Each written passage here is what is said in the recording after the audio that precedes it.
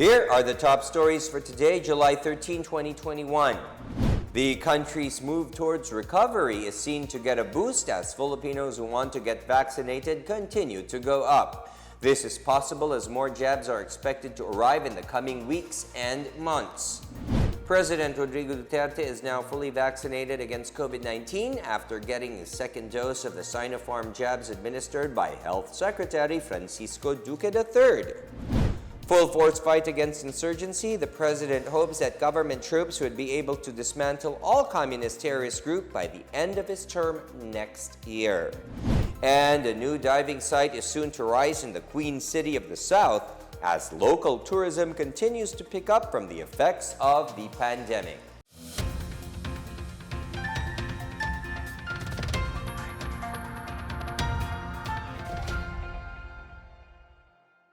Good day, I am William Theo. Welcome to the PNA Newsroom.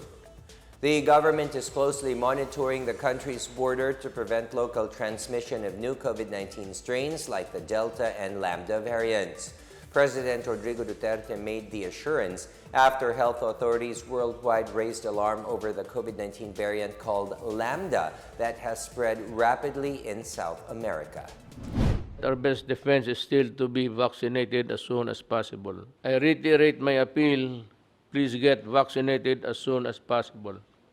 The life you will be saving is not only your own, but of your loved ones and the people around you. I also appeal to our countrymen to continue observing the health protocols so that we can prevent and avoid the spread of COVID-19. Meanwhile, Food and Drug Administration Director General Eric Domingo says the efficacy of COVID-19 vaccines is reduced due to the emergence of more infectious variants. However, he assures that the jabs remain effective. Ang mga variant po, nababawasan ng konti yung efficacy ng vaccine pero hindi naman po siya nawawala, no? Nagiging very useful pa rin naman po. Malacanang welcomes the result of the latest Pulse Asia survey showing that more Filipinos are inclined to get vaccinated against COVID-19. Presidential spokesperson Secretary Harry Roque says it is only through vaccination that people can continue to make a living. The survey conducted from June 7 to 16 shows that some 43% of respondents are willing to get inoculated with a COVID-19 jab, a sharp increase from February's 19%. Nagagalak po tayo dyan at talaga naman pong bakuna ang magiging solusyon natin dito sa pandemya at ito po yung tanging paraan para tayo po ay makapagbalik buhay. So bakuna na po tayo. Meanwhile, Vaccines Czar Secretary Carlito Galvez Jr. is optimistic that the country will increase its vaccination rate in the coming months. This after the Philippines hit the 13 million mark in the vaccination program on July 10, despite some delays in the vaccine deliveries. Galvez stressed the importance of getting vaccinated and completing the 2-dose jabs. Magkaroon ng 7 million na katao na makakuha ng kanilang second dose kasi yun po ang sinasabi nga po ni Sec. Duque at saka ating mga expert na importante po ang second dose para against sa variant. So ngayon po tumututok po ang ating National Vaccination Center para abatan po talagang tutukan ang second dose. President Rodrigo Duterte is now fully vaccinated against COVID-19. Senator Christopher Lawrence Bongo and presidential spokesperson Harry Roque confirmed that the president already got his second dose of Sinopharm vaccine yesterday, July 12. President Duterte received his first shot of the Sinopharm COVID-19 vaccine on May 3rd. At the time, Sinopharm has yet to secure an emergency use authorization. The Food and Drug Administration, or FDA, cleared Sinopharm for emergency use in June after the World Health Organization included it in its emergency use listings. The vaccine is said to be 79.34% efficacious based on an interim analysis of late-stage clinical trials.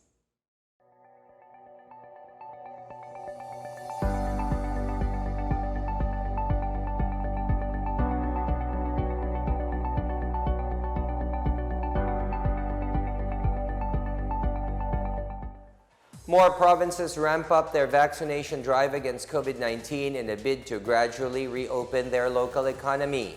Meanwhile, more senior citizens are encouraged to get free jabs for their protection.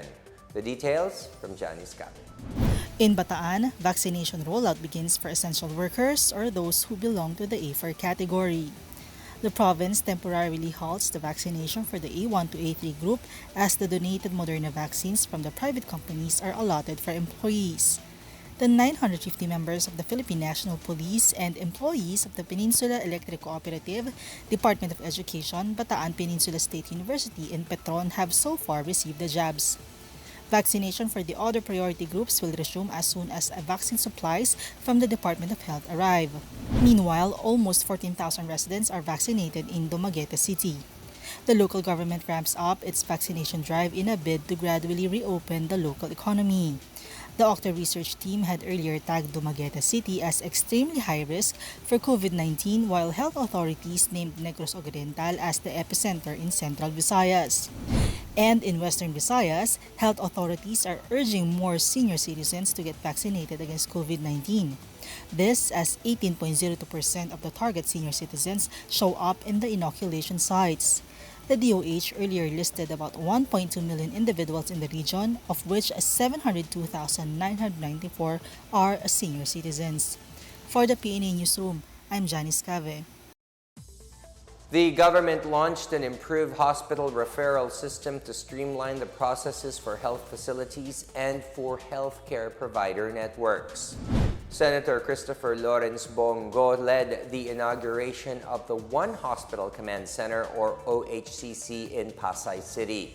He said the World Health Organization acknowledged the OHCC as a significant contribution to the referral system during the pandemic. Based on my experience, dahil bumababa po ako sa mga hospital, even as far as Hulo and Basilan po, meron tayong mga malasakit centers doon. Nakita ko yung sitwasyon. Minsan po, umaabot sa 400% occupancy rate. Paano po gagaling ang pasyente? Nakahilera dyan, isang kama, 2 pasyente, 3 pasyente. The more we should invest sa ating healthcare system right now. And I also commend yung sa ating IATF sa pagdadagdag po ng mga modular hospitals. Dahil bawat minuto po na nasasayang natin, buhay rin po ang nakataya dyan. Get to know more about the One Hospital Command Center. Let's watch this. Sa pagnanais na mapigilan ng ating pamahalaan ang pagdami ng bilang ng mga kaso ng COVID-19, binuo ang One Hospital Command Center o OHCC upang mas mabilis na matugunan ang medikal na pangangailangan ng ating mga kababayan. Bukas ang OHCC 24 oras araw-araw. Tumawag lamang sa mga hotline nito sa 0919-977-3333 o 0915-777-7777 o 02-886-50500. Maaari ring i-download ang Pure Force Citizens app sa Android o iOS upang mabilis na matugunan ang sinumang nangangailangan. Layon din ng OHCC na maiwasang mapuno ang kapasidad ng bawat ospital. Kaya't kung ikaw ay kinakailangang tumawag sa OHCC, mabibigyan ka ng libreng preliminary consultation. Para sa mga nangangailangan ng emergency quick response, makikipag-ugnayan ang OHCC sa DOH Bed Tracker at sa mga ospital upang makahanap agad ng pinakamalapit na bakanteng ospital. Ang transportasyon o ambulansya naman ng ospital na inirefer ng OHCC sa pasyente ang siyang susundo sa bahay nito. Kaya't kapag ikaw ay nakakaranas ng anumang sintomas ng COVID-19 o nangangailangan ng agarang tulong medikal, tumawag lamang sa OHCC at handa silang tumulong sa lahat ng oras.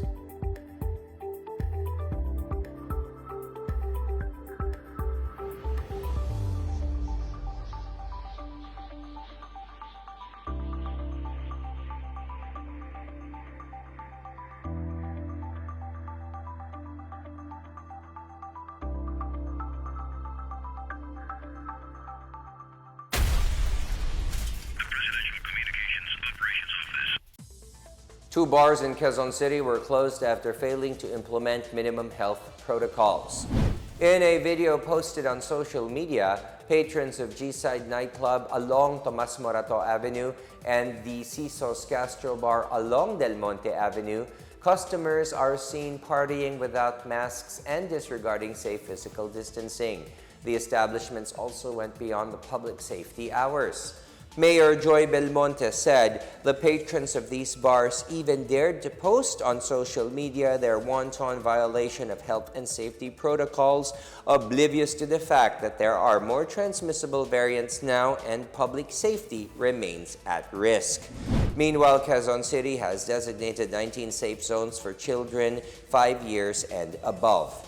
Among these are Quezon Memorial Circle, Ninoy Aquino Parks and Wildlife Center, Quezon City Hall Urban Farming Area, and Amoranto Stadium. Children must be accompanied by their fully vaccinated parents and or guardians. Still to come, President Rodrigo Duterte accepts the World Bank's apology over its report on the state of education in the country. And the CREATE law is seen to boost foreign direct investments in the country. Details ahead. This is the PNA Newsroom.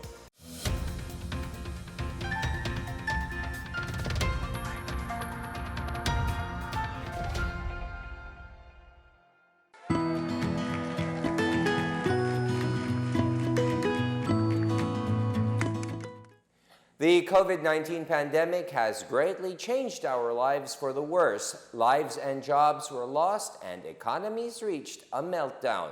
Thanks to the arrival of safe and effective vaccines, we are one step closer to normalcy. It's time to do our part, get vaccinated for our safety and for our recovery. You are there in that community, go there and have yourself vaccinated by any of the vaccines available. They are all potent, they are all effective. I would like to appeal to all our kababayans, please get vaccinated against COVID-19 and be the government partner in preventing further spread of the disease. I encourage you to get vaccinated as soon as possible time. These vaccines are safe and they are the key to reopening our society.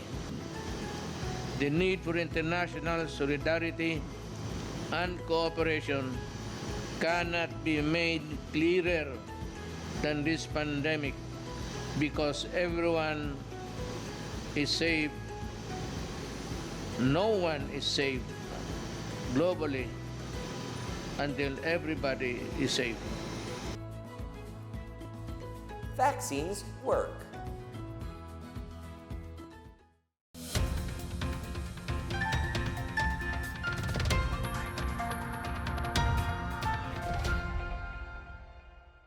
President Rodrigo Duterte welcomed the apology of World Bank over the report on the state of student and learning outcomes in the Philippines.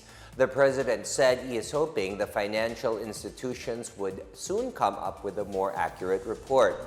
The World Bank had issued an apology over the weekend for publishing a report indicating the poor performance of Filipino students even before the Education Department had the chance to provide inputs. President Duterte said DepEd is working on a new set of data that will soon be submitted to the World Bank so that they can correct their figures and data inputs. I would not want to begrudge World Bank, but ito mga international bodies working on the problems of the world should be very careful in their statistics. It is not good to, commit a wrong internationally. But good as any, we welcome their apology. I commend Secretary Leonor Briones for calling out the World Bank on this issue. I hope a more accurate report based on the latest data will be made. Presidential spokesperson Secretary Harry Roque urged lawyers to study the legal liability of former Foreign Secretary Albert Del Rosario, who was believed to have ordered the withdrawal of Philippine ships from Scarborough Shoal during a standoff with China in 2012. Del Rosario earlier said President Rodrigo Duterte failed to uphold the national interests of the country by setting aside the arbitral ruling that favored the Philippines' claim on the West Philippine Sea. Roque told Del Rosario to prove that Duterte gave away any of the country's territories. Duterte has repeatedly blamed the past administration over the Philippines losing possession of the Scarborough Shoal in 2012. He said he wanted to ask Del Rosario and former Supreme Court Associate Justice Antonio Carpio why they let the Philippines withdraw its vessels in the shoal. Duterte also said Chinese President Xi Jinping had claimed that Carpio and Del Rosario gave the Philippine Islands as a gift to China. For its part, the Duterte administration has done all that it could to assert the Philippines' rights in the West Philippine Sea. He said the reason is the absence of an enforcement mechanism under international law. He said President Duterte affirmed the 2016 verdict during the 75th session of the United Nations General Assembly in New York on September 23, 2020. Since the sea dispute has yet to be resolved, Roque emphasized the importance of promoting close relations between the Philippines and China. Roque made this remark as the country commemorated the 5th anniversary of the historic arbitral ruling in The Hague, Netherlands, which affirmed the Philippines' territorial claims against China. President Rodrigo Duterte said he would rather have either one of his two staunchest critics become the next president than have his daughter, Davao City Mayor Sara Duterte, succeed him. Duterte again expressed disapproval after his daughter said she was open to join the presidential race in 2022. He said he wanted her spared from the vagaries of politics, especially from his critics like former Senator Antonio Trillanes and Senator Laila de Lima. Duterte said either of the two should have a taste of the presidency so that they could also be judged by the Filipino people. He said he wants them to experience what it's like to run a government only to face never-ending criticism because their critics can never be satisfied. Meanwhile, Duterte admitted that he is only considering running as vice president next year to scare off his critics. During a meeting with members of ruling PDP Laban, Duterte said he is sold to the idea of joining the vice presidential race next year. Zamboanga City Mayor Isabel Climaco Salazar has ordered an investigation of several local officials who were among those that violated health protocols while attending a birthday party. More on this from Marita Mawahe. The mayor's office in Zamboanga City has ordered an investigation into a birthday celebration that supposedly defied minimum health protocols and was attended by elected officials. Mayor Isabel Climaco Salazar said photographs of the alleged event were uploaded on July 6 and circulated on social media, showing a congressman, councilor, and village officials not wearing masks and not practicing safe physical distancing. The investigation will include policemen who allegedly colluded with the birthday celebrator. Salazar stressed that this is a direct defiance of the executive order of the city. Meanwhile, the regional director of the Philippine Chamber of Commerce and Industry in Central Visayas on Monday slammed an extension of the modified enhanced community quarantine in Negros Oriental, saying it will further push daily wage earners and the marginalized sector into depressing conditions.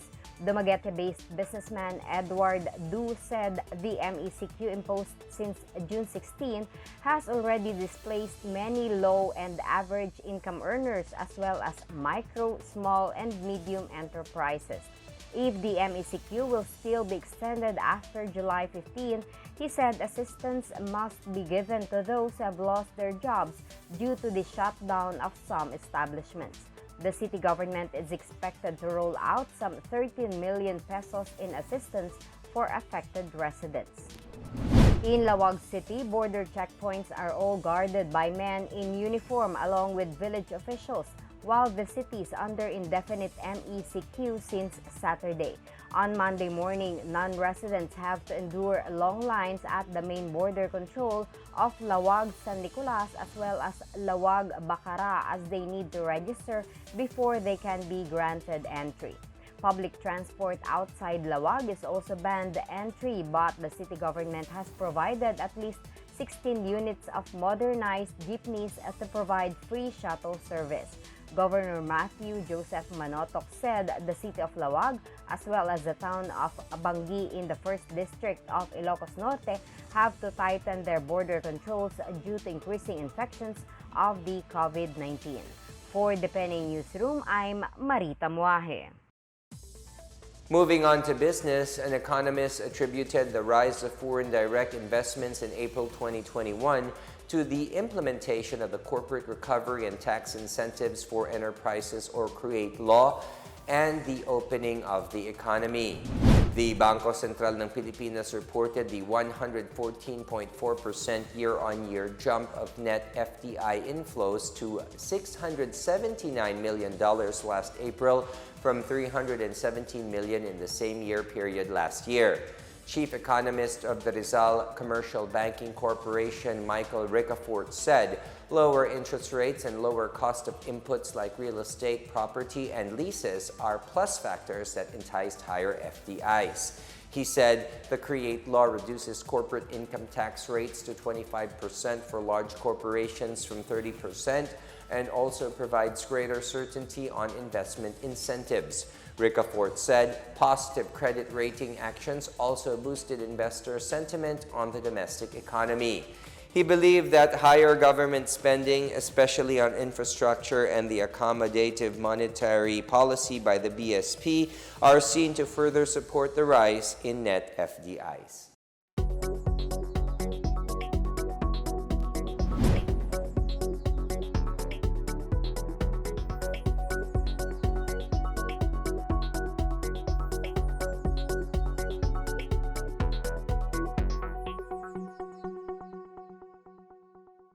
Up next, more business establishments in the country get a safety seal. And another diver's haven is set to rise in Cebu. Back after a quick break, stay with the PNA Newsroom.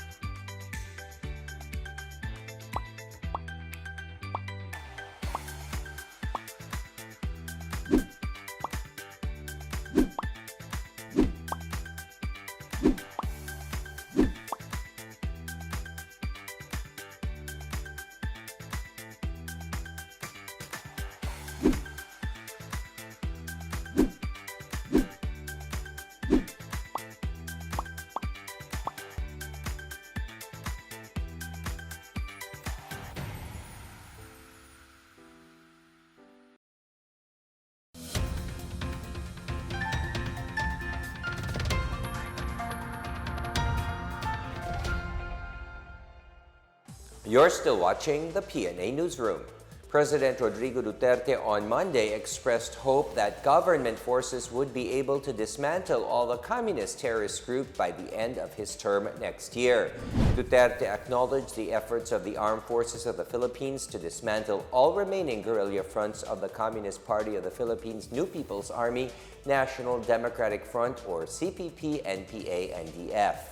Cabinet Secretary Carlo Nograles reported the government's recent counter-insurgency efforts, such as the dismantling of Kilusang Larangan guerrilla, Sierra Madre in San Fernando, Pampanga.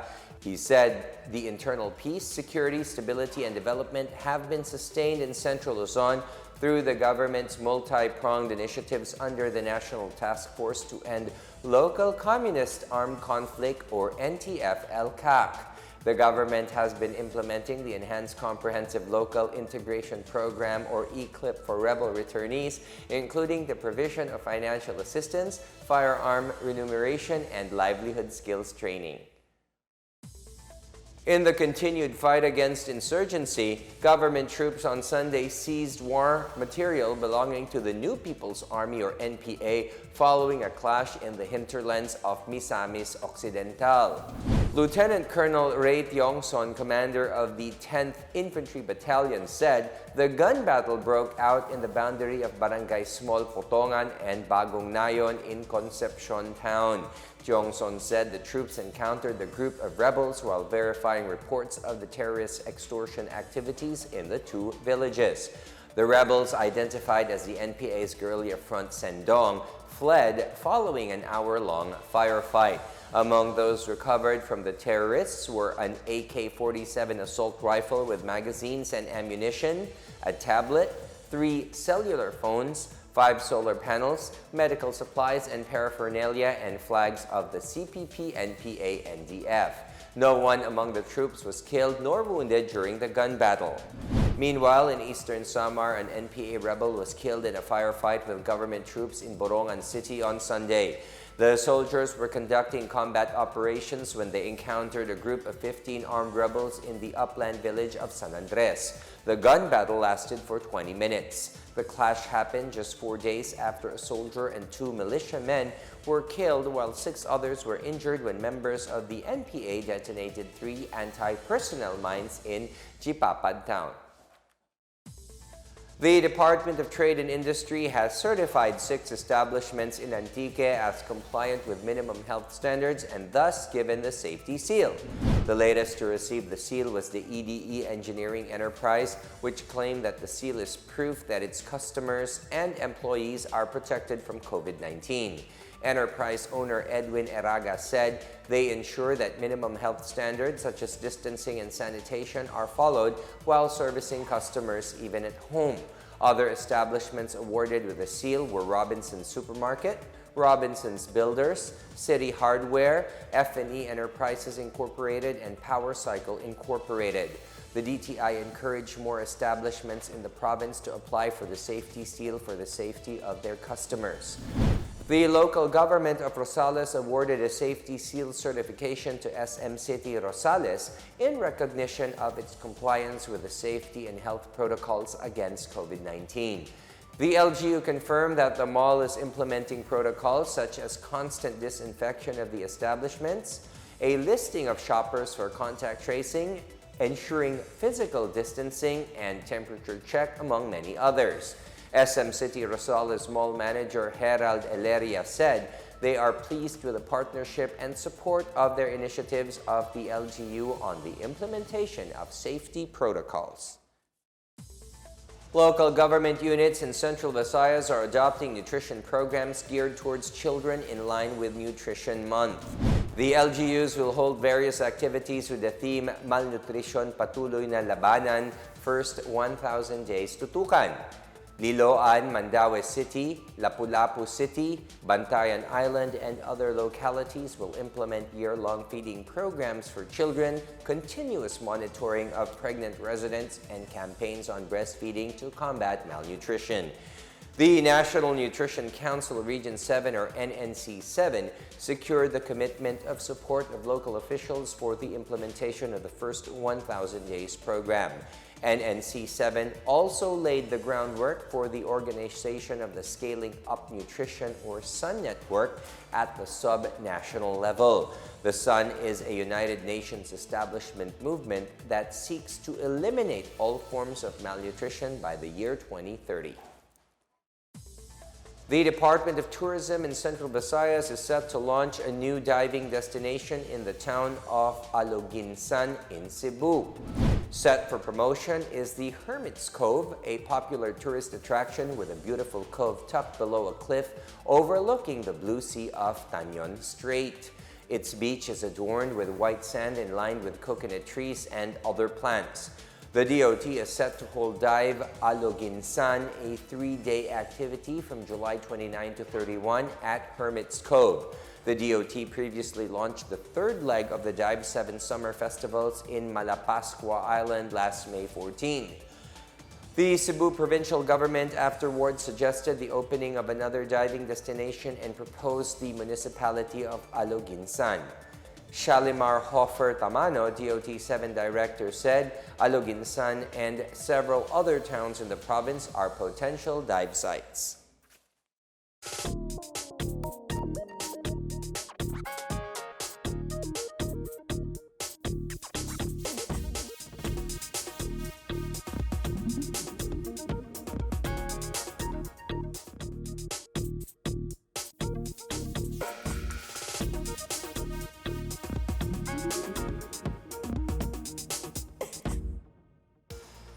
Here's another look at today's biggest stories. The country's move towards recovery is seen to get a boost as Filipinos who want to get vaccinated continue to go up. This is possible as more jabs are expected to arrive in the coming weeks and months. President Rodrigo Duterte is now fully vaccinated against COVID-19 after getting his second dose of the Sinopharm jabs administered by Health Secretary Francisco Duque III. Full-force fight against insurgency, the president hopes that government troops would be able to dismantle all communist terrorist groups by the end of his term next year. And a new diving site is soon to rise in the Queen City of the South as local tourism continues to pick up from the effects of the pandemic. As Filipinos, we all have a vital role to play in preventing the spread of COVID-19. So remember, wear your face masks and face shields, wash your hands often, practice safe physical distancing, go out only for essential reasons, and get vaccinated as soon as possible to protect ourselves, our families, and the community. Together, we can beat COVID-19.